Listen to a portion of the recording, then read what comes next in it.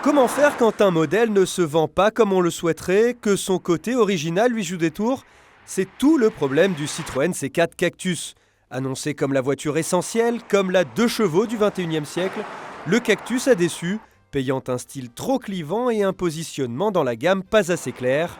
Citroën tente donc de rectifier le tir avec un important restylage, une renaissance pour enfin piquer la concurrence, un nouveau départ auquel nous avons assisté sur les routes de Provence.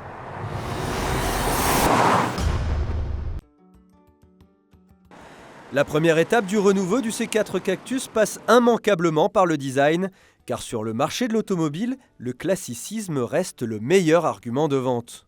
Avant le C4 Cactus, c'était ça. Mais ça, c'était avant, puisque Citroën a décidé de revoir entièrement son ancien petit crossover. Le but, le rendre plus sage, plus lisse esthétiquement, afin qu'il puisse plaire au plus grand nombre et donc qu'il se vende mieux. Ils l'ont tout simplement transformé le crossover en berline, le tout en gardant les mêmes dimensions. Et ça n'a pas été une mince affaire. Alors c'est vrai que c'est un très gros recyclage, puisqu'on a refait 90% des pièces extérieures ont été retravaillées en style.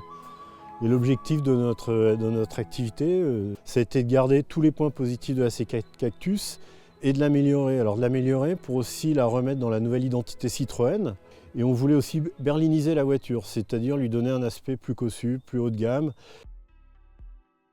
Un aspect plus haut de gamme tout simplement parce que le Cactus a une mission bien précise, remplacer la C4 berline le temps qu'elle soit renouvelée en 2021.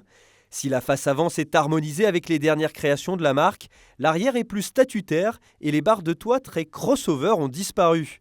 Et que dire des fameux et tant discutés air bump, passés du milieu des portières au bas de caisse, plus discret donc, et sans doute beaucoup moins pratique contre les coups de porte.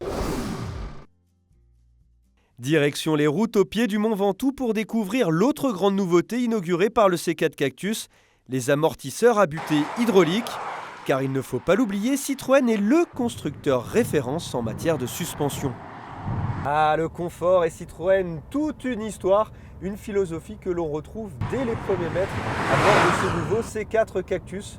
Merci aux suspensions à butée progressives qui rendent vraiment cette voiture ultra confortable. On a l'impression de naviguer sur un tapis volant tout simplement. Le principe de cette suspension mécanique est simple, chaque amortisseur reçoit 2 butées hydrauliques au lieu d'une, permettant d'absorber avec douceur les plus grosses déformations. Toutes les routes, même les plus dégradées, sont parfaitement filtrées. Les aspérités les plus importantes, par exemple ici en Provence, ne nous ont jamais dérangés. L'objectif de Citroën de rendre le C4 Cactus la voiture la plus confortable du marché est réussi. Attention cependant aux quelques petits mouvements de caisse du fait de cette suspension au débattement un petit peu plus important. Mais la voiture reste tout de même saine, avec un bon équilibre et surtout légère.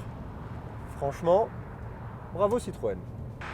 Oui, le C4 Cactus est désormais la berline la plus confortable du segment, grâce aussi à ses nouveaux sièges plus moelleux et à son insonorisation retravaillée. Dommage toutefois que certains défauts de l'habitacle subsistent, comme les fenêtres à compas, le coffre toujours aussi petit et son seuil de chargement très haut manquant de praticité. Tout n'est pas parfait donc dans la métamorphose du Citroën C4 Cactus, mais avec ses tarifs inférieurs à la concurrence, son style plus lisse et son confort de premier ordre, il risque enfin de bien se vendre. De quoi assurer comme il se doit l'intérim avant la future C4.